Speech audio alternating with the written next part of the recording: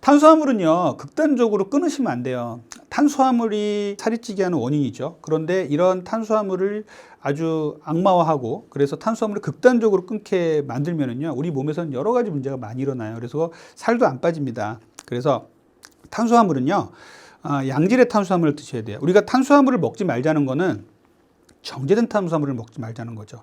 통밀이 아니라 밀을 갈아서 빵을 만들고 면을 만들잖아요. 빵, 떡, 면, 그리고 액상과당, 그리고 과일도 아주 단맛이 강한 과일들이 여기에 속하기 때문에 이런 정제된 탄수화물들을 피하고요. 말씀드렸듯이 통곡류 위주의 그런 잡곡밥, 그리고 현미밥, 보리밥 같은 것들, 그리고 빵은 통밀빵, 호밀빵, 그리고 귀리도 갈아낸 것이 아니라 통귀리를 요리해서 먹는 거, 불려서 밥에 넣어서 먹거나 이런 것도 상당히 좋거든요. 그리고 일부 이제 허용은 되는데 고구마, 삶은 고구마와 단호박 삶은 거 괜찮아요. 그런데 이 말씀을 드리는 게 조금 조심스러운 이유는 고구마하고 단호박은요, 맛있잖아요. 그러니까 너무 많이 먹게 돼요. 고구마는 작은 고구마 1개 정도, 큰 고구마 반 개 정도가 가장 적당하고요. 그리고 단호박도 이 정도로 반 개 정도만 드셔야 되는데 먹다 보면 맛있어서 너무 많이 먹게 되니까 이런 탄수화물류는 이렇게 제가 말씀드린 이렇게 통곡류 위주로 드셔야 돼요. 또 저항성 전분이란 말씀을 많이 드리는데 저항성 전분은 무엇이냐면 우리 콩 같은데 저항성 전분이 많이 들어있어요. 저항성 전분은 콩에도 분명히 탄수화물들이 있어요. 우리가 콩에는 단백질이 많지만 일부 탄수화물이 있는데 이 콩에 있는 탄수화물들은 좋은 탄수화물이에요. 그래서 두유를 만들잖아요. 그러면 두유는 아주 잘 만들면은요, 탄수화물을 안 넣고 저항성 전분이 약간 들어간 그 단백질 위주의 두유를 만들 수 있는 거예요. 그래서 아침에 저는 제일 추천드리는 게 두유인데요. 그래서 두유는 상당히 이렇게 좋거든요. 근데 여기 들어있는 이 저항성 전분은 무엇이냐면 위장관과 소화관을 거치면서 아주 빠르게 흡수되는 정제된 탄수화물과는 달리 저항성 전분은 위하고 소장에서 그대로 많이 흡수가 안 되고 통과를 해가지고요, 대장 속에서 이제 소화가 돼요. 그러면 우리 몸에서 저항성 전분은 대장에서 유익균의 먹이가 돼서 다이어트를 도와주고 비만을 막아주는 역할을 하게 됩니다. 그래서 이렇게 정제된 탄수화물을 피하고 통곡류를 먹고 저항성 전분을 먹는다, 이렇게 생각하시면 될 것 같아요. 탄수화물을 너무 극단적으로 많이 드시고 탄수화물이 없으면은 너무 힘들다, 막 이런 분들 많이 계시거든요. 유명한 연구가 있는데 한쪽에는 탄수화물을 주고 한쪽에는 코카인을 준 뇌를 촬영을 해서 이제 보여준 게 있어요. 이 촬영에서 보면은 같은 부위의 뇌가 활성화되는 것을 볼 수가 있어요. 탄수화물은 그만큼 우리 뇌에서 도파민 같은 것들을 자극을 해가지고 마약처럼 반짝하게 만듭니다. 그래서 탄수화물이 들어가면은 안도감을 느끼고 또 편해지다가 탄수화물이 쭉 떨어지면 막 안절부절 못하죠. 마약도 우리가 계속적으로 강도가 높아지는 마약을 찾듯이 탄수화물도 점점 극강의 탄수화물을 찾는 게 문제예요. 우리가 탄수화물 중독이 없는 사람들한테 우리가 아주 그 밀로 만든 그 설탕이 많이 안 들어간 크래커를 이렇게 주면요, 먹으면서 달다, 고소하다라고 느끼는데 탄수화물 중독이 심하신 분들은요, 그 크래커를 주면 아무 맛도 안 난다, 이걸 왜 먹냐라고 말씀을 해요. 그래서 그만큼 우리 미각이 탄수화물 중독이 되면요, 완전히 바뀌어 버립니다.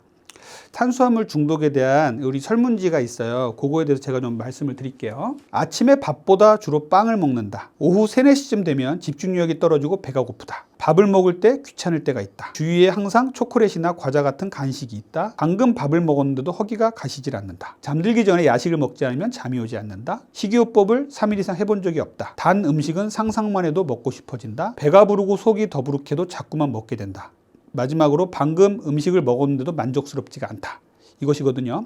이 항목 중에서 3개 이상에 해당되는 경우는 이제 탄수화물 중독 주의고요. 4개에서 6개는 탄수화물 중독의 위험성, 7개 이상은 탄수화물 중독을 의심을 합니다. 이 정도로 탄수화물 중독은요, 아주 우리 사이에 만연돼 있어요. 그래서 저는 탄수화물 중독이 그 어떤 중독보다 위험하다고 말씀드려요. 왜냐하면요, 우리가 어떤 중독된 물질이 있는데 그 중독된 물질을 찾기 어렵다고 한다면 그 중독은 해결하기가 상대적으로 좀 수월하겠죠. 길거리를 걸어가다 보면 그냥 쌓여 있는 게 탄수화물이잖아요. 빵 팔죠, 탕후루 팔죠, 이런 액상과당 팔죠. 그냥 탄수화물 중독에 빠질 수 있는 물질이 우리 주변에 너무 널려 있다는 게 문제예요. 그래서 탄수화물 중독을 끊자라고 마음 먹은 사람한테 너무나 쉽게 그 의지를 무너뜨려 버리는 게 이 탄수화물 중독의 문제예요. 그래서 탄수화물 중독은 그 어떤 중독보다 무섭다라고 제가 말씀드리는 겁니다. 자, 탄수화물은요, 우리 인간이 진화하면서 가장 중요했던 물질이에요. 인간이 이제 만물의 영장으로 이제 진화할 수 있었던 이유는 뇌가 그만큼 커지고 뇌에서 많은 역할을 했기 때문이잖아요. 그런데 탄수화물만 먹고 사는 녀석이 우리 몸에 있어요. 어디냐면 뇌예요. 그래서 뇌에서는요, 탄수화물이 들어와서 뇌가 커지고 우리 인류가 진화되어 오는데 상당히 중요한 역할을 한 거죠. 그러다 보니까 뇌에서는요, 탄수화물만 먹고 살다 보니까 뇌에서는 탄수화물을 계속 요구를 하는 거예요. 이것이 예전에 탄수화물이 그렇게 많지 않을 때는 그렇게 문제가 되지 않았어요. 그런데 우리가 산업혁명, 농업혁명을 거치면서 엄청나게 많은 탄수화물이 쏟아지게 되죠. 그래서 이 탄수화물을 너무너무 많이 이제 생산을 하고 상업지와 결부돼서 너무 많이 이제 팔고 있으니까 우리가 이 탄수화물을 감당할 수 없을 정도가 된 거예요. 탄수화물은 좋은 탄수화물로 적당히 먹고 끝내면 되는데 이 탄수화물을 계속 먹게 되는 거죠. 탄수화물의 문제는 이렇게 도처에 깔려 있고 대량 생산될 수 있다는 거에 문제가 있고요. 그리고 탄수화물은 중독에 빠뜨려요. 그래서 탄수화물을 먹으면요, 세로토닌이라는 물질이 일시적으로 나옵니다. 그리고 우리가 행복해져요. 그래서 탄수화물 먹으면서 과자 먹고 초콜릿 먹으면서 행복해지잖아요. 일시적인 거예요. 그런데 이게 또 떨어지면 또 탄수화물을 찾죠. 그러다 이게 계속 반복되다 보면 이제는 도파민까지 건드려요. 그러면 중독에 빠뜨리게 되거든요. 탄수화물을 극단적으로 줄이자는 다이어트법이 나온 것이 저탄고지 다이어트예요. 자, 저탄고지 다이어트에 대해서 논란이 되게 많습니다. 그래서 어떤 분들은 저탄고지 다이어트 좋은 건데 왜 그러냐라고 말하는 분도 계시고, 비만학회나 이런 쪽에서 저탄고지 다이어트 절대 하지 말라 그러는데, 극단적으로 이제 탄수화물을 먹으면 인슐린이 나와서 이것이 지방으로 저장을 하니까 탄수화물을 극단적으로 줄이자라고 나온 게 이제 저탄고지 다이어트예요. 자, 탄수화물을 극단적으로 줄이게 되면 어떻게 되냐면요, 몸에서 케톤이라는 게 나와요. 케톤은요, 포도당이라는 좋은 영양소가 있는데 케톤은 조금 불량한 영양소라고 보시면 돼요. 케톤이 물론 우리 뇌에 가서 좋은 역할을 한다. 그리고 포도당을 대체할 수 있는 좋은 연료다라고 말씀하시는 분도 계신데 저는 그렇게 생각하지는 않거든요. 우리가 연료의 종류가 있잖아요. 가장 이제 고급류가 있다면 저 아래에 이제 경유라든지 이런 게 있잖아요. 이렇게 질이 떨어지는 연료라고 저는 생각을 해요. 그래서 케톤이 이제 쌓이기 시작하고 포도당이 너무 안 들어오면 우리 몸에서는 케토시스라는 증상을 겪어요. 그러면 어떻게 되냐면 감기 증상 같은 거 생길 수 있고요. 입냄새가 나고 피부병이 생겨요. 그리고 뇌가 멍해져요. 포도당이 안 들어오니까 뇌가 안 돌아가는 거예요. 그런데 이 케톤 다이어트를 하는 분들, 저탄고지 다이어트 하는 분들은 이런 현상을 명현현상, 중도에 거쳐야 될 증상이라고 말씀을 하시고, 이게 계속 가다 보면 결국 뇌는 맑아지고 모든 증상이 사라진다고 말씀을 하시는데, 의학적으로 우리 임상에서 이렇게 환자분들을 보다 보면 이 중간에 너무나 많은 일들이 일어나서 포기하시는 분들이 너무 많아요. 일단은 고기를 너무 많이 먹다 보니까 포화지방을 너무 많이 먹게 돼서 고지혈증이 생겨서 각종 심혈관계 질환이 생길 수가 있고요. 아까 말씀드린 케토시스 같은 증상, 피부병 이런 것들 때문에 많이 고통을 겪는 분들을 많이 보거든요. 그래서 이렇게 탄수화물은 비만의 원인이지만 비만의 원인이라고 극단적으로 줄여버리면 안 되는 것이에요. 그래서 탄수화물은 적정량 먹어야 되고, 이 탄수화물은 통곡류 그리고 저항성 전분 위주로 먹어야 된다는 게 제 생각입니다. 탄수화물은요, 정제된 탄수화물을 피하고 통곡류를 드신다. 대신에 이런 양들은 많이 줄여야 한다는 말씀을 드려요. 이거를 얼마나 줄일까에 대해서는 사람마다 조금씩 다릅니다. 그래서 몇 퍼센트, 몇 그램 이런 얘기들이 이제 계속 나오고 있는데, 요것들은 이렇게 딱 규정을 해드리기보다는 이 정도 양을 먹었더니 내 생활에 불편감이 없더라 하는 정도의 통곡류를 드시면 좋을 거라고 생각하고요. 그 양은 적절히 높지 않아야 된다고 저는 말씀을 드려요. 두 번째는 단백질인데요. 단백질은 정말 충분히 드셔야 돼요. 단백질은요, 동물성 단백질, 식물성 단백질이 있는데 식물성 단백질 2, 동물성 단백질 1로 해서 드셔야 돼요. 우리가 탄수화물을 줄이는 대신에 단백질 양을 저는 늘리라고 말씀을 드리거든요. 단백질은요, 자기 체중에 1kg당 1g 정도의 단백질을 드시라고 말씀을 드려요. 그런데 운동을 하시거나 노년기로 갈수록요, 1kg당 1g이 아니라 1.2, 1.5까지, 2까지도 올리라는 사람들이 있어요. 그래서 단백질 양을 점점 더 올려주셔야 됩니다. 그래서 단백질을 주요 포만감을 이루게 하는 음식으로 만들어 주셔야 돼요. 그러면 동물성 단백질, 좋은 동물성 단백질은 뭐가 있냐면 계란이 있죠. 그 다음에 닭가슴살, 그리고 생선의 흰살들, 그리고 수육의 고기 부분, 이런 것들은 아주 좋은 동물성 단백질이 될 수가 있어요. 그리고 식물성 단백질은요, 제일 이제 강조드리는 게 콩류예요. 콩은 대두 위주로 드실 수도 있고요. 대두를 요리해서 먹는 거죠. 그 다음에 낫또 같은 것도 있죠. 그리고 비지, 두부, 그리고 무가당 두유 같은 것들도 좋은 식물성 단백질이 될 수가 있어요. 그리고 시금치라든지 버섯, 아몬드 같은 것들도 좋은 식물성 단백질의 보급원이니까 충분히 드시고요. 지방은요, 예전엔 지방이 살찌는 원인이라 그래서 지방을 적게 먹고 뭐 그런 적도 있었어요. 그런데 지방은요, 살찌는 원인이 아니에요. 그렇기 때문에 지방은 우리가 불포화지방, 포화지방 이렇게 나누는 것들도 있고 몇 가지 나누는 게 있는데, 지방은 양질의 지방으로 충분히 드셔야 돼요.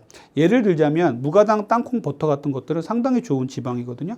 이런 지방들을 충분히 잘 드셔야 몸의 대사가 정상화되고 다이어트가 잘 됩니다. 그래서 이렇게 무가당 땅콩 버터라든지 올리브유, 그 다음에 아보카도, 이런 것들은 상당히 좋은 지방이니까 이런 것들 충분히 드시고요. 견과류 같은 것들도 충분히 드시면 좋겠습니다. 다이어트 하시는 분들께 딱 두 가지는 좀 보충을 하셨으면 좋겠다라는 말씀을 드려요. 우리가 비타민이라든지 미네랄 같은 것들은 음식에서 충분히 섭취할 수가 있어요. 음식에서 얻을 수 있는 충분한 영양소를 충분히 드신다는 가정하에 제가 두 가지를 말씀을 드리면요. 첫 번째는 유산균이에요.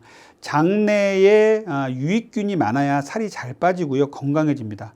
그런데 우리가 현대인들은 스트레스도 많이 받고 또 정제된 탄수화물을 많이 먹다 보면 이 장내에 이 균들의 좋은 균과 나쁜 균들의 이 균형이 깨져버려요. 그래서 유익균이 늘어나고 나쁜 균들이 줄어들어야 되는데 유익균이 자꾸만 줄어드는 것이죠. 그래서 우리가 뭐 락토바실러스 가세리 같은 것들은요, 장내 유익균을 증가시켜서 여기서 좋은 물질들을 생성을 해서 다이어트에 도움을 준다. 이런 연구들이 아주 많이 나와 있어요. 시중에 팔고 있는 다이어트에 좋은 유산균, 이런 것들이 많이 들어있긴 합니다. 그래서 잘 고르시고 또 주치의 선생님과 상의하셔서 장내 유익균에 도움이 되는 이런 유산균을 추가적으로 드시면 좋을 것 같고요. 두 번째, 저는 항상 강조드리는 게 비타민 D예요. 자, 비타민 D는요, 우리 현대인, 특히 한국인들한테 상당히 부족합니다. 그리고 비만인들은 더더욱 부족해요. 비타민 D는요, 비만에 상당히 중요해요. 비타민 D가 부족해지면 여러분들 잘 아시다시피 골다공증, 뼈에 문제가 생길 수 있고요. 그 다음에 각종 만성질환을 일으킬 수가 있어요. 고혈압, 당뇨병, 고지혈증, 그리고 햇빛에서 얻는 비타민이기 때문에 이게 부족해지면 우울증, 불안감, 심리적인 문제를 일으켜요. 그 가운데 있는 게 비만인데요. 비만이 이제 비타민 D하고 어떤 연관이 있냐면, 비타민 D는요, 지용성 비타민이에요.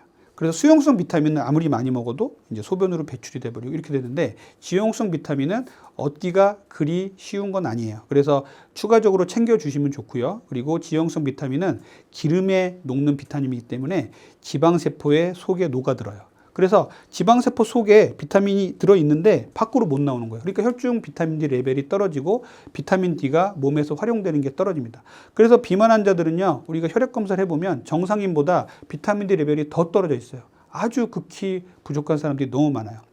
우리 한국 사람들은요, 다른 나라 사람들보다 비타민 D 보충이 필요합니다. 비타민 D는요, 가까운 병원에 가시면 아주 손쉽게 혈액검사로 레벨을 확인할 수가 있어요.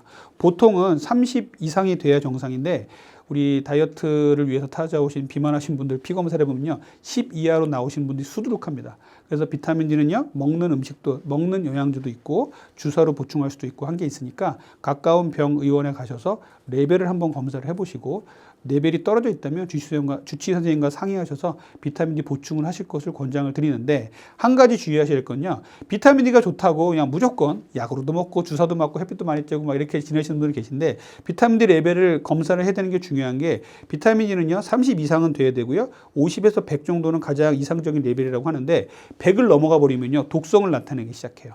정기적으로 혈액 검사를 하시면서 내가 비타민 D 레벨이 어느 정도에 와 있나 보시고 그것들을 잘 맞춰주시는 게 중요하고, 그런 것들이 다이어트에 상당히 많이 도움이 됩니다.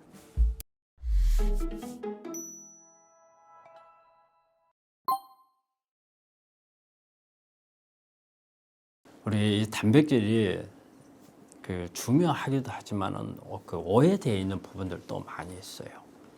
우리 특히 이제 우리 암 환자들은 음식을 잘 못 먹는 경우가 있고, 항암이라든지 수술이라든지 이런 부분들 하다 보면은 가장 부족해지는 이 영양소가 이제 단백질이거든요. 그래서 단백질을 많이 먹어야 한다 하는데, 우리 이제 특히 우리 대학이나 이런 데서 수술을 끝나거나 항암하고 나면 우리 이제 영양 상담을 하는데 무조건 이제 잘 먹어라, 이제 이런 표현을 해요. 그러면 어느 것을 잘 먹느냐 하는데 무조건 잘 먹어라, 이런 표현을 해요. 근데 우리 환자들이 잘 먹으라 하면은 뭔지 아세요? 대부분 다 이게 단백질을 잘 먹어야 된다, 이렇게 생각을 해요. 근데 단백질에 대해서는 잘 먹어야 되는 건 맞아요. 하지만 항상 염두에 둬야 되는 게, 단백질은 내 몸에서 필요한 양만큼만 사용을 하고 남는 것은 바깥으로 다 내보낸다는 거예요. 탄수화물이나 지방은 우리 몸에 저장을 해요. 그래서 단백질은 저장을 하질 않아요. 그래서 그날 들어온 것 중에서 쓰고 남는 것은 신장을 통해서 다 내보내요. 그래서 우리가 신장이 안 좋은 사람들한테 단백질이 항상 문제가 되거든요. 그런데 단백질은 그럼 왜 중요한가? 단백질은 우리 몸 안에 있는 모든 세포를 만드는데 단백질이 없으면 안 되는 거예요.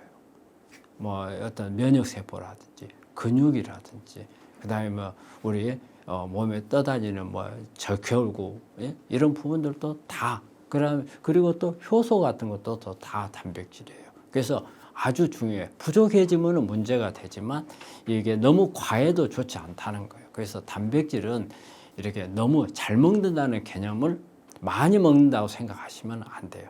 그리고 중요한 것은 어디서 단백질을 가져다 먹느냐, 식물에서 가져다 먹느냐, 동물에서 가져다 먹느냐. 그러면 동물 중에서도 이 단백질 외에 나한테 유해 요소가 많은 그런 물질들이 같이 들어오는 게 있다면 이런 부분도 막아야 되거든요. 그래서 단백질은 너무 이렇게 과하게 먹어서는 안 된다. 그리고 필요한 양만큼만, 그리고 단백질 원을 잘 선택해서 먹어야 된다. 그 점을 좀 우리 환자분들은 생각을 하셔야 됩니다. 이제 암과 가깝다고 하는 부분은 이 고기에 있는 단백질이 문제가 아니고요. 사육을 할 때, 키울 때, 이게 되게 특히 이제 육고기를 많이 하죠. 되게 육고기는 사육을 많이 하잖아요. 그리고 닭고기도 마찬가지고, 또 생선 중에서는 어때요? 우리가 광어라든지 이렇게 민물장어라든지 이렇게 양식을 하는, 그래서 동물성으로 오는 고기들은 이 자체에 가서 여러 가지 이 사육이나 양식을 하는 가운데서 문제가 되는 물질들이 있어요. 특히 이제 성장 호르몬, 빨리 키워야 되니까 성장 호르몬을 넣거든요.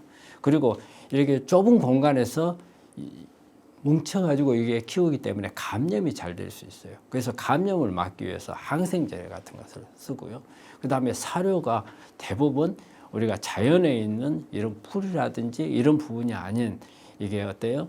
이 가공된 이런 사료들을 많이 쓰기 때문에 이게 이제 사료에 문제가 발생하고, 그 다음에 또 우리 육고기 속에 들어있는 어떤 철분이 많이 들어있어요.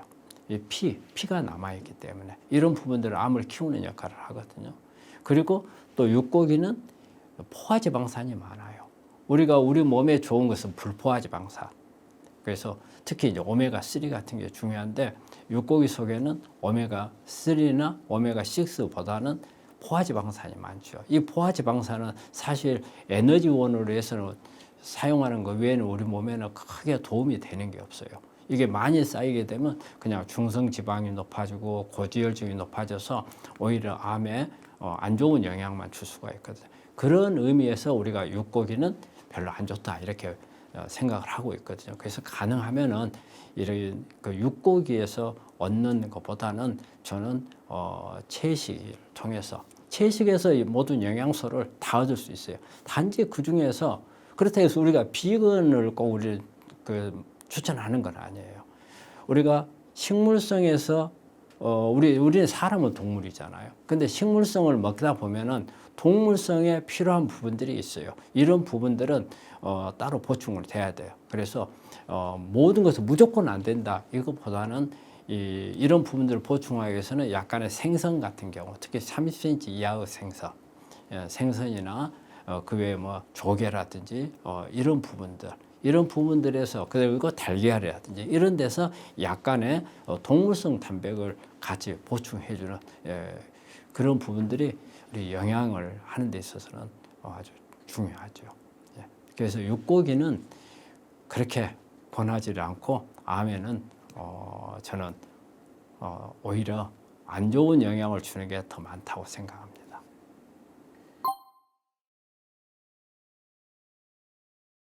우리가 달걀은 사실은 보면은 이 닭이라고 하는 병아리라고 하는 생명체를 만들기 위한 다른 데서 우리 생명체 얻을 수가 없잖아요. 이 안에 들어있는 가지고 만들어내야 하잖아요. 그렇게 되면은 이 안에 그 닭을 병아리를 한 마리를 만드는데 필요한 모든 요소가 다 들어있는 거잖아요. 그렇기 때문에 이거는 완전 식품이라고 할 수가 있죠. 특히 아미노산이라든지 그리고 어떤 지방도 그 다음에 탄수화물, 그 다음에 어떤 그 비타민이나 미네랄, 그리고 그 세포를 구성하기 위한 레시틴 들어있고 또 해독을 하기 위한 황도 들어있고 그래서 이 안에는 완전 식품, 말 그대로 완전 식품이죠. 그래서 이런 부분들이 없기 때문에 달걀은 아주 중요해요. 그런데 달걀에도 한 가지 문제가 있는 게 이 달걀을 만드는 과정이에요. 그래서 이게 달걀을 낳는 게 닭이잖아요. 닭을 통해서 이 달걀에 닭이 어떤 몸 안에 안 좋은 것을 먹게 되면 이 달걀에도 나올 수가 있거든요. 그 점은 좀 조심해야 되죠. 우리가 일반적으로 달걀을 1개에서 2개 정도로 이렇게 나와 있거든요. 저는 근데 우리 환자들한테 1개만 먹으라고 그래요. 하루에 하나. 우리가 달걀 속에 보면은 그 달걀 하나에 이 단백질이 7g에서 12g 사이에 단백질이 있다고 그래요. 아주 적은 것은 한 7g, 큰 거는 12g. 그래서 우리가 몇 끼로 따져서 하루에 필요한 게 보면은 뭐 40에서 50g밖에 필요가 없기 때문에 달걀은 저는 달걀에서 얻을 수 있는 영양소는 하루에 1개면 충분하다고 생각을 합니다. 근데 이제 우리 환자는 상태에 따라서 다르죠. 우리가 제가 말씀드렸던 것은 일반인들을 기준으로 해서 한 거거든요. 그런데 이제 환자 상태에 따라서 조금 더 늘릴 수도 있죠. 그런 부분은요. 근데 이제 이 자료에 보면 후라이가 더 낫다고 그래요. 그래서 특히 노른자 같은 경우가 이렇게 완숙이 돼서 굳어져 버리면 소화력이 훨씬 떨어진다고 돼 있어요. 그래서 후라이 그 상태에서는 우리가 흰자는 고형화가 되지만은 노른자는 생으로 그대로 남아 있잖아요. 이 부분이 이 소화력을 높이는 데도 도움이 되고 그리고 이 안에 들어있는 레시틴이라는 성분이 이게 오메가3거든요. 이게 그 가열이 됐을 경우에는 흡수율이 상당히 떨어진대요. 그래서 흡수율을 높이기 위해서라도 이 후라이가 훨씬 더 우리 그 흡수하는 데도 도움이 되고 영양분을 보존하는 데도 도움이 되고 소화력에 있어서도 후라이가 훨씬 더 소화가 잘 되는 걸로 돼 있어서 후라이를 권하는 게 낫다고 생각합니다. 저는 보충제로 나와 있는 단백질을 그렇게 권하지 않아요. 환자들. 특히 우리가 이렇게 통에 나와 있는 단백질, 특히 요즘에 뭐 근육을 기르기 위해서 사용하는 이런 단백질은 특히 그렇거든요. 이 안에 글루타민 같은 게 많이 들어있는데 글루타민은 상당히 논란이 되어 있는 이런 단백질이고 그리고 또 이제 제품으로 나와 있는 단백질이 있고 우리 환자분들이 이게 잘 알아야 되는 게 있어요. 단백질이라고 표시되어 있는 거하고 아미노산이라고 되어 있는 이 제품하고는 달라요. 단백질은 말 그대로 단백질이 분해돼서 아미노산으로 바뀌는 거거든요. 우리가 아미노산이 단위 물질이에요. 단백질에서는 아미노산이 여러 개 모여 가지고 단백질을 만드는 거예요. 그런데 우리가 단백질은 이게 분해가 안 된 거예요. 아미노산 쪼개지지 않는 거예요. 그래서 이 단백질을 먹게 되면 이게 간에서 다 잘게 쪼개요. 그래 아미노산으로 다 분해해 가지고 나한테 맞는 단백질을 다시 만드는 거거든요. 근데 우리 대부분 사람들은 단백질을 먹으면 그 단백질이 그대로 들어오는 걸로 생각을 해요. 절대 그렇지 않아요. 그래서 이런 우리 특히 이제 소화력이 떨어져 있거나 뭐 항암을 하거나 수술을 하거나 이런 분들은 단백질 제대로 먹게 되면 훨씬 더 힘들어요. 소화도 안 되고 제대로 우리가 먹은 효과를 내지를 못해요. 그래서 이럴 때는 우리가 아미노산 제제를 쓰는 거예요. 완전히 바깥에서 분해를 시켜버리는 거예요. 대개 이제 발효를 해서 만드는 경우도 있고 여러 가지 이것을 효소에 의해서 쪼개는 이런 방식을 사용하기도 하는데 요즘에 나와 있는 이 아미노산 제제들이 가격이 상당히 비싸요. 비싸면서도 뭐냐면 완전 분해가 안 돼 있는 아미노산들이 많아요. 그래서 우리가 완전 분해되어 있는 아미노산은 상당히 도움이 되거든요. 그런데 그런 제품들이 많지를 않아서 많이 찾고 있지만 사실은 보면 완전 분해가 그렇게 어렵질 않아요. 그래서 이런 아미노산이나 단백질 제품은 특별한 경우에만 쓰고 우리가 일반적으로 음식을 충분히 먹고 그 다음에 소화를 시킬 수 있는 능력을 가지고 있는 사람들이면 우리가 어떤 콩이라든지 그 다음에 달걀이라든지 그리고 우리가 주변에서 얻을 수 있는 단백질 소스를 이용을 하면은 충분히 얻을 수 있거든요. 그런데 우리 환자분들이 잘 먹어야 된다는 이게 필이 꽂혀 있어요. 그러다 보니까 이게 고기 먹어도 안 돼. 이거 가지고 안 돼. 이런 생각 때문에 좀 더 보충을 하자 해서 단백질 제품 사다가 그 다음에 또 아미노산 제품 하는데 돈은 많이 들이고 고생을 하셨는데 그거 다 쓰지도 못하고 소변으로 다 빠져나갑니다. 그리고 간에서 들어와 있는 거 전부 내 것 만들기 위해서 새로 다 분해하고 조립하고 다 해야 돼요. 그렇기 때문에 굳이 그렇게 많이 먹으려고 노력할 필요는 없습니다. 우리가 평소 때 먹는 양이면 단백질은 충분합니다. 일단은 그 조리법 상당히 중요하거든요. 저는 제 1번이 뭐냐면 이 식자재가 좋아야 된다는 거예요. 식재료가. 그래서 식재료가 일단은 유기농이라든지 또 제철 음식 그리고 그 다음에 로컬 푸드 제 땅에서 난 거. 제 땅에서 우리가 신토불이라는 말을 많이 쓰잖아요. 우리 땅에서 난 게 우리한테 좋다. 내 몸 자체가 우리 땅에서 만들어져 나온 거기 때문에 그래서 이런 식자재가 중요하고 그리고 아주 그 몸에 건강한 양념류를 잘 사용을 해야 돼요. 이 양념류가 보면은 우리 항암 작용이 아주 많은 거예요. 양념류라는 것은 많은 양을 쓰지 않고 조금 쓰면서 우리 건강에 도움을 줄 수 있는 게 대부분 다 양념류거든요. 그래서 마늘이라든지 생강이라든지 이 안에 들어가는 후추라든지 이런 부분들이 다 우리 건강에 도움을 주는 거기 때문에 이런 부분들이 이렇게 아주 좋은 걸로 사용을 해야 되고 그리고 이제 조리법에서는 너무 채식 같은 경우는 가능한 생으로 먹을 수 있는 거 생으로 먹는 게 좋고요. 그리고 비타민 같은 게 가열이 되면 비타민 파괴가 많거든요. 그래서 약한 불에다가 살짝 하는 경우가 좋고 그리고 어떤 요리를 해서 할 경우 같으면은 가능한 한 튀기는 거, 구운 거 이런 부분들을 피해야 되고 그리고 전체적으로 이렇게 개념을 보자면 조리할 때 어떤 게 좋으냐 덜 달고 그 다음에 덜 짜고 덜 기름지게 만드는 게 가장 좋은 조리법입니다. 첫 번째는 스트레스를 안 받는 거죠. 스트레스를 안 받는 생활. 사람이 살다 보면 스트레스 안 받을 수는 없잖아요. 안 받을 수는 없는데 가능한 한 피하는 게 방법이거든요. 그래서 말이 그래요. 그걸 어떻게 피해요? 이런 말씀 하거든요. 근데 저는 그래요. 스트레스는 내 욕심을 줄이면 스트레스를 덜 받는다고 생각을 해요. 이게 어떤 금전적인 부분도 그렇고 어떤 내 명예라든지 그리고 어떤 내 환경에서 하는 부분들에 내가 어떻게 보면 내가 이게 만족해야 되고 스트레스 홀더가 높을 경우에 스트레스는 많거든요. 그래서 조금 내려놓을 수 있는 마음가짐을 가지는 게 저는 스트레스를 줄일 수 있는 거라고 그래요. 그래서 우리 환자분들이 이런 말이에요. 내가 어떻게 스트레스를 피하느냐 하는데 피할 수 있는 방법이 없는 게 아니라는 거예요. 피할 수 있는 방법은 있다.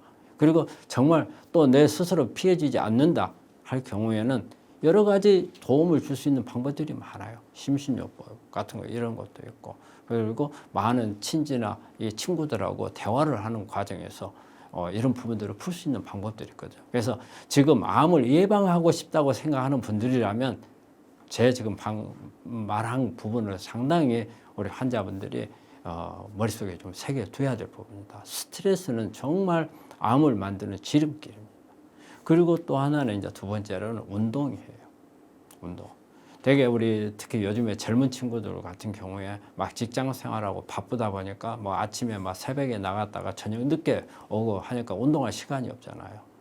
그냥 집에 와서 잠자기 바쁘고, 그러고 그 다음날 아침 되면은 이 눈 떠도 멍한 상태가 되잖아요. 이런 상태로 직장에 가야 되고, 이게 쳇바퀴 돌듯이 하다 보면은 운동을 하지를 못해요. 그럼 운동을 하지 못한다는 것은 결과적으로는 우리 몸 안에 어떤 암세포가 생겼을 때 근육이 안 생기거든요. 그래서 우리 몸 안에 암세포가 생기면 우리 암세포하고 에너지를 나눠 먹는 거는 암세포하고 근육이 제일 커요. 근육이.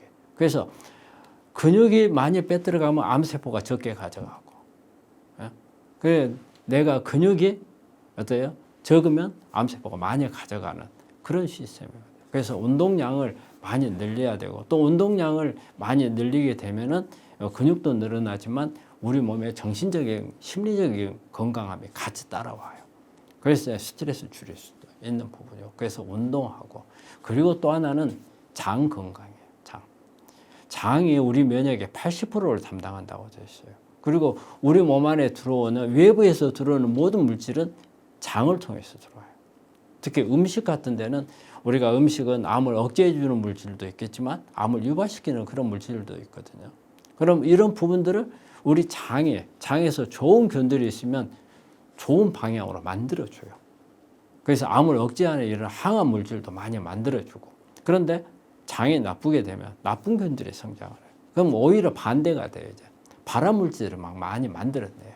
그리고 실제 바깥에서 들어온 발암 물질을 해결을 못 해줘요. 더 악화시키는 그런 부분들이 있어서, 그래서 내가 암을 안 걸려야 되겠다고 생각한다면 장 건강을, 특히 저는 그래서 환자분들한테 가능하면 내 건강을 유지하기 위해서는 유산균 제제를 하나 정도는 먹는 게 좋다고 생각을 해요. 그래서 유산균 제제를 먹는 방법도 그래요. 내 장이 그렇게 나쁘지 않다 이런 경우에는 프로바이오틱스, 이 유익균들이 모여 있는 프로바이오틱스, 그리고 프리바이오틱스 이렇게 먹는 게 좋고요. 근데 내 장이 정말 엉망이야. 예? 그래서 내가 아무리 좋은 걸 넣어줘도 내 장 안에서는 제대로 기능을 못해. 이런 경우에는 포스트바이오틱스라는 걸 쓰면 좋습니다. 포스트바이오틱스라는 것은 내 장에서 기능을 못하니까 바깥에서 아예 좋은 기능을 하는 것을 균들을 이용해서 만들어서 넣어주는 걸 말하거든요. 그래서 이런 유산균 제제를 조금 같이 평소 때 좀 먹는 것도 암을 예방하는 데 도움이 되리라 생각합니다. 이런 부분이다. 스트레스, 운동, 장 건강이 아주 중요합니다.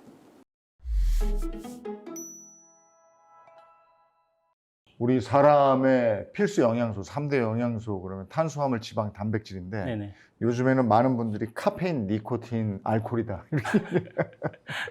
그러니까, 탄수화물, 지방, 단백질이 맞는 거잖아요. 네네. 그러니까 아무래도 3대 영양소가 제 기능을 못하니까 건강하지 못하는 사람들이 많은 것 같습니다. 네.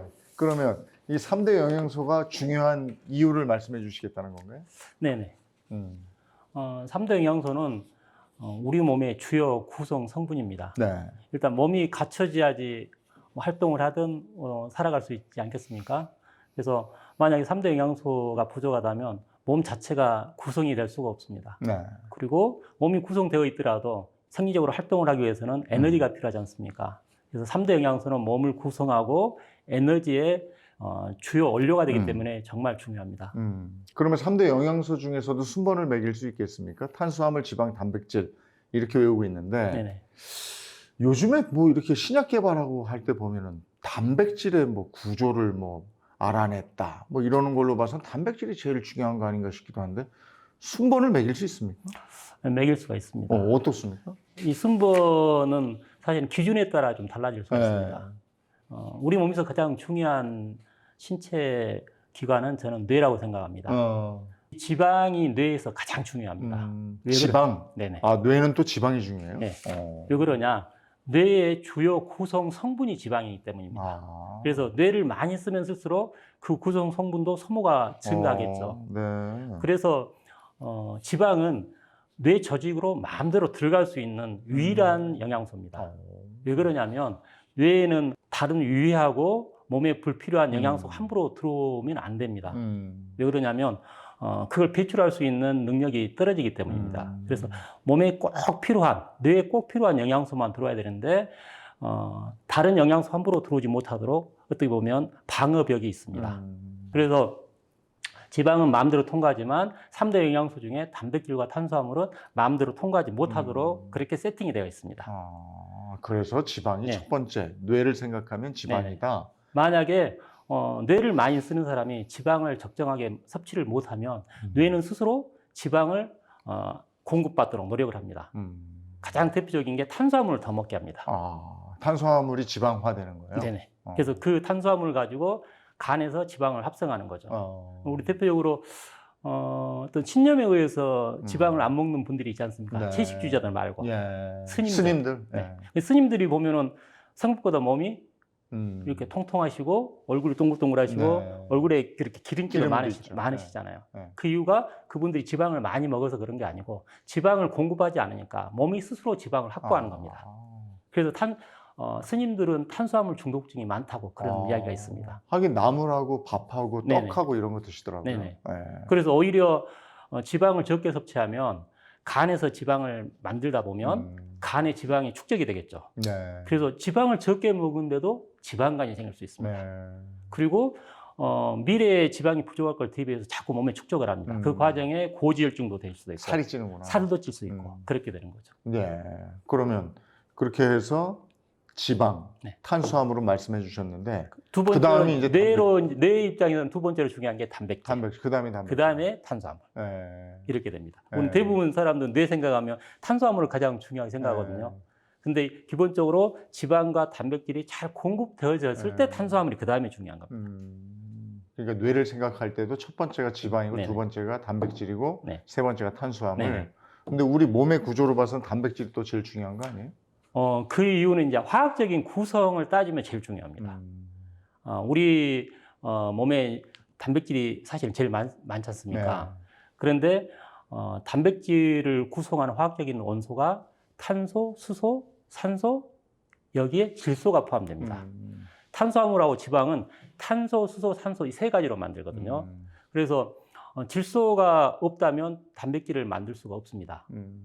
그런데 탄수화물하고 지방은 질소가 없지 않습니까? 그렇기 때문에 절대 단백질이 될 수가 없습니다. 반대로 단백질은 거기서 질소만 제거하면 얼마든지 탄수화물이나 지방으로 바뀔 수가 있는 거죠. 네. 그래서 화학적인 구성을 따진다면 가장 중요한 게 단백질이다. 대체할 수가 없군요. 네, 대체할 수가 없습니다. 네. 그리고 근데 단백질은 우리가 근육을 만드는 구성원이기도 하고 네네. 이 모발도 단백질이라면서요. 그렇죠. 우리 몸을 생각해서는 단백질이 중요하네.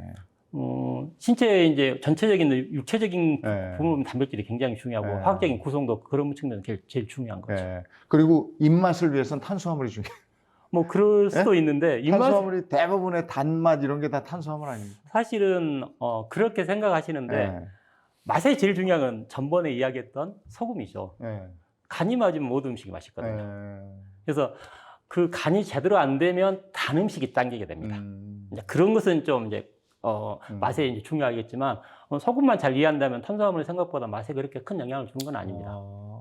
그러면 어쨌든 세 가지 영양소가 다 골고루 중요하지만 네네. 뇌만 생각한다면 지방이 중요하고 네. 그 다음에 우리 몸을 구성하는 근육의 성분인 단백질 중요하고 네네. 그리고 이걸 보조할 수 있는 거군요. 탄수화물이. 보조라는 개념도 좀 아니에요. 안 맞는 거고요. 이제 또 기준을 또 바꿔서 하루 소모량을 따진다면 탄수화물이 가장 중요합니다. 우리 그 신체 활동의 소모량. 네네. 소모량을 따진다면. 그리고 어떤 저장의 어떤 능력을 따진다면 또 탄수화물이 중요합니다. 왜 그러냐? 지방과 단백질은 신체를 구성하고 있고 몸에 충분히 축적이 되거든요. 예. 근데 탄수화물은 저장이 잘 안 됩니다. 우리가 아무리 탄수화물을 많이 먹더라도 네. 내 몸에 탄수화물이 이제 포도당으로 바뀌는데 이 포도당이 저장될 수 있는 양이 딱 한정이 되어 있습니다.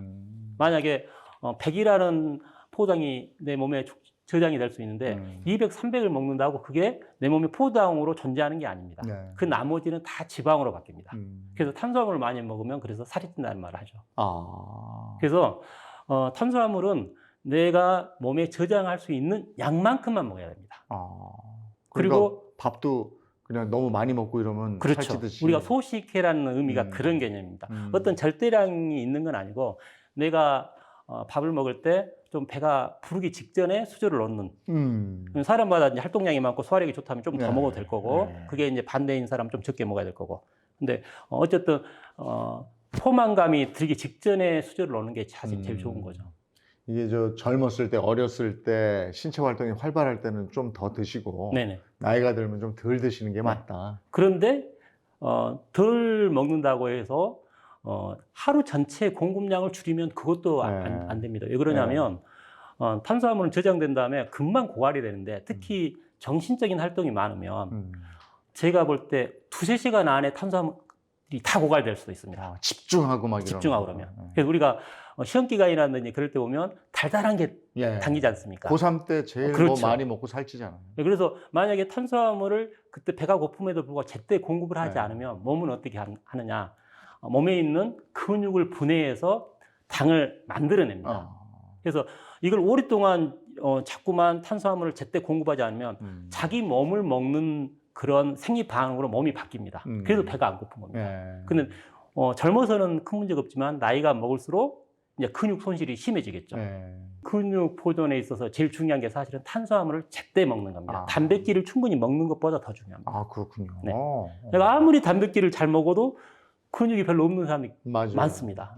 단백질을 잘 안 먹어서. 탄수화물을 단백질, 제한하다 보니까 탄수화물. 몸에 있는 단백질을 가지고 아니면 섭취한 단백질을 가지고 자꾸만 탄수화물을 만들어버리기 때문에 그런 현상이 일어나는 겁니다. 그렇군요. 그러면 3대 영양소를 골고루 잘 챙겨 먹으려면 어떻게 해야 됩니까? 3대 영양소를 우리가 다른 말로 하면 주식이라 그럽니다. 네.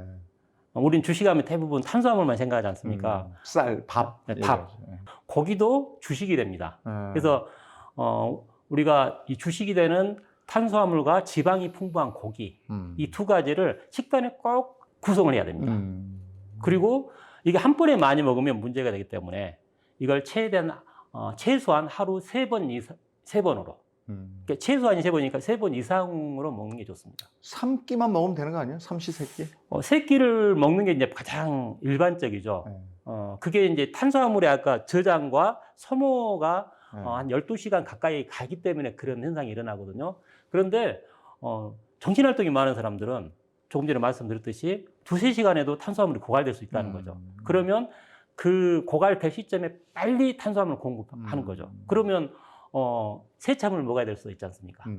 그래서 하루에 머리를 많이 쓴 사람은 오전 식간이나 오후 식간에 약간의 탄수화물을 먹어주면 굉장히 좋다는 거죠. 그러니까 아이들이 수험생들 공부할 때 간식 차려주는 거는 맞는 얘기네요. 그렇죠.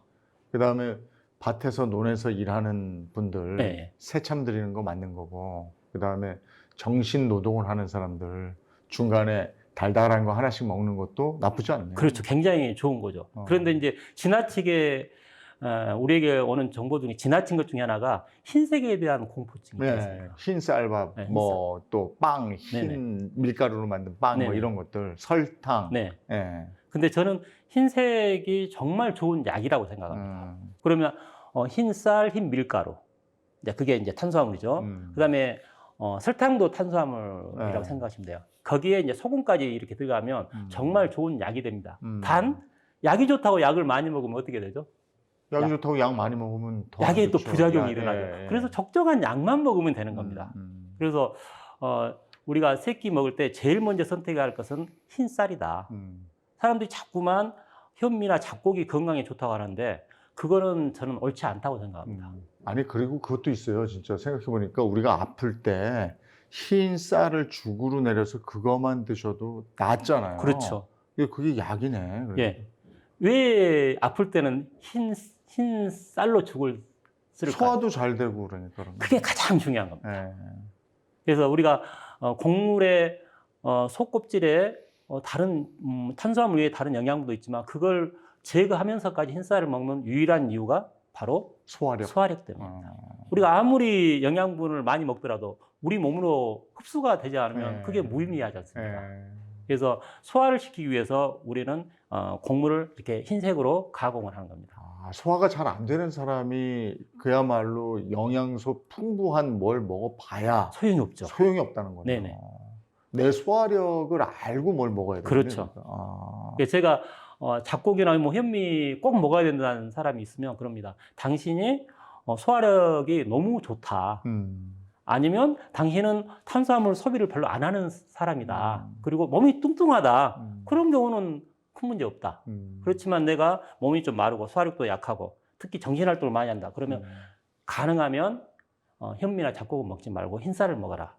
그렇게 이야기를 합니다. 그러면 한창 아이들 때는 초등학교, 중학교, 특히 고등학교 수험생들의 경우에는 네. 흰쌀밥 먹어야 되겠네요. 그렇겠죠. 그러니까 아이들이 본능적으로 네. 잡곡을 싫어합니다. 그래요. 어릴 땐 잡곡 싫죠. 네, 왜 그러냐? 내 몸에 그게 안 맞는 것 같아요. 몸이 그렇게 알려주는 거죠. 근데 이제 부모들, 특히 엄마들은 그냥 단순히 지식적으로 건강만 네. 생각하고 그걸 주입을 안 하려고 하는 거죠. 네. 그러니까 우리 몸을 위해서 3대 영양소, 탄수화물, 지방, 단백질을 적절하게 섭취를 해야 된다 하는데 한 가지 생각해야 될 건 내 소화력을 알고 섭취해라. 네네. 이거네요. 네네. 알겠습니다. 거기다 소금 뿌려서. 네. 그래서 이제 뭐 간단합니다. 흰 밥에 지방이 풍부한 고기가 네. 뭐가 있습니까? 돼지고기? 돼지고기. 네. 그래서 동양인들의 고기는 대부분이 돼지입니다.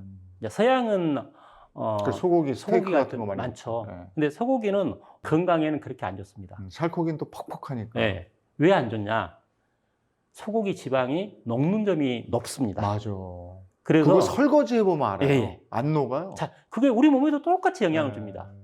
녹는 점이 높다는 말은 이 몸에 들어왔을 때 몸이 차가워지면 잘 굳어질 수도 있다는 거고 필요한 조직으로 쉽게 이동할 수 없다는 겁니다. 그러니까 몸에는 있지만 이용할 수 없으면 그게 이제 축적이 되고 오히려 안 좋은 역할을 하겠죠. 그래서 지방 제일 좋은 지방은 일반적으로 돼지고기. 그리고 돼지고기는 지방이 또 풍부하지 않습니까? 네. 그래서 지방과 단백질을 먹으면 단백질은 포도당으로 변화할 수 있으니까 계속 영양을 그렇구나. 공급할 수 있는 측면이 되죠. 예. 알겠습니다. 우리가 초등학교 때부터 알잖아요. 우리의 필수 영양소는 탄수화물, 지방, 단백질이다. 이렇게 외우고 시험 문제도 많이 나왔는데 이걸 제대로 섭취하는 방법은 그 방법보다도 내 몸에 이게 들어가서 제대로 흡수하고 네. 내 몸에서 그게 에너지원이 되느냐 안 되느냐 이게 제일 중요한 거예요. 그렇죠. 알겠습니다. 오늘 첫 번째 시간에는 저희가 우리의 필수 영양소 탄수화물, 지방, 단백질을 어떻게 섭취하느냐 그리고 이것들이 우리 몸에서 어디에 쓰임이 있느냐에 대한 얘기를 나눴고요. 다음 시간에도 또 중요한 얘기 나누겠습니다.